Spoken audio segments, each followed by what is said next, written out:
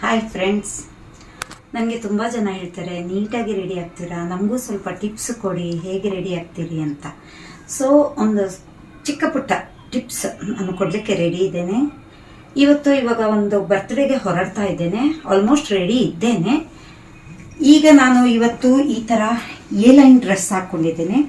ಇದರ ಬಾಟಮಲ್ಲಿ ಅಕೋಬಾ ವರ್ಕ್ ವಿತ್ ಮಿರರ್, ಇಲ್ಲೂ ಅಕೋಬಾ work with mirror. So mirror ಇರೋದ್ರಿಂದ ನಾನು ಮಿರರ್ ಇರುವ ಫಿಂಗರಿಂಗ್, ಮಿರರ್ ಇರುವ ಇಯರಿಂಗ್ಸ್ ಹಾಕೊಂಡಿದ್ದೇನೆ. ದೆನ್ ಫುಲ್ ಮೆಟಾಲಿಕ್ ವರ್ಕ್ ಇರೋದ್ರಿಂದ see this bangle, metal bangle and metal long ಹಾರ, ಈವನ್ ಮೆಟಲ್ ರಿಂಗ್. ಓಕೆನಾ?